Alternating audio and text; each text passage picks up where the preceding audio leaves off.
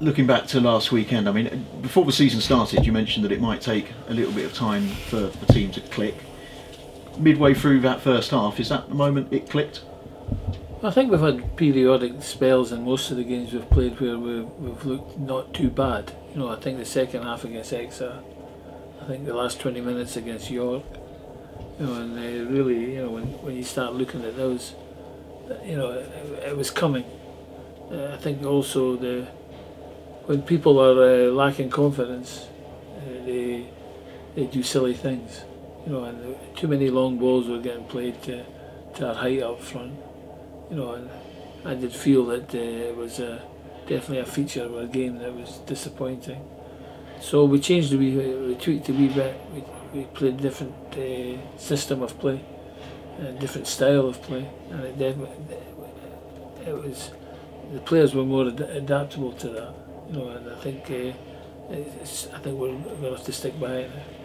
So as far as confidence boosts go, I mean, that's a huge one. I mean, how's the move been this week in training? Yeah, if you look at the fans, you know, even the fans, the players have been well up for it as well, you know, the board are pleased. And we're all pleased that obviously getting the result as we did, but also the performance. You know, if we were to churn that out in a regular occurrence, I'm sure we'd win more than we lose.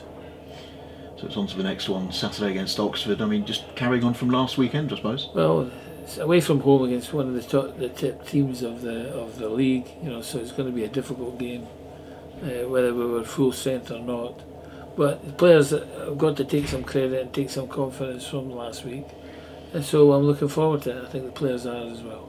I mean, they've had an unbeaten start to the season, so it's going to be a very tough match. What's your assessment of Oxford as a team? Strong, got some decent players. Their forward line looks as if there's a goal in them. The width players look quite exciting, and they're quite solid as a unit. You were quite critical of Stephen Arthurworry in recent weeks. Have you been pleased with his reaction? Well, would you not be worried about Stephen Arthurworry in the first couple of weeks? I think Stephen was worried about Stephen, I'm saying, the first couple of weeks. The goals we were losing, he seemed to be involved in a lot of them. So, you know, to be fair, I think the relief of getting a result was important to us. And to be fair, Stephen, I thought, had a very good game on Saturday. So I'm hoping he'll take that confidence into the next game. And Ryan Bird came off the bench, scored 2 goals. Has he put himself in good contention for a start? Well, I don't know yet. I'm saying I'm still deliberating that one. I'm saying he has great qualities, great attributes that would benefit the team. You know, but I didn't think Sean did let himself down. He had a very difficult job against a very physical back four. So, you know, it's making that decision. I'll leave that till nearer the time. Okay. And transfer deadline day, I mean, you've made so many signings over the last couple of months. It's just around the corner next week. Can we expect any more coming in? We will just have to wait and see. Okay. Thank you very much. Cheers. Paul, you know, always looking to improve, presumably, when you're looking forward, and really hoping to be a bit tighter in the defence on Saturday than you were against Luton. Yeah, well, we don't like obviously the mistakes being Yeovil made. You know what I mean? The first, nothing you can really do about it. You know, I've looked at it a few times to see if my goalie could have been better positioned, but it was one of those that it was always going to finish up the back of the net. The second one was definitely Yeovil made. It was a comedy of errors. I'm saying finishing up with people not doing their job, being in the right areas when needed. So we're sorting that kind of side out of it. But the young laddies are going to make mistakes.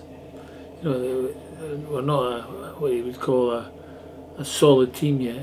You know, once we get our 4 or 5 experienced players back, they've got then to compete with the younger ones for the positions, which should put an edge to everybody's game, which should improve our chance of winning football games.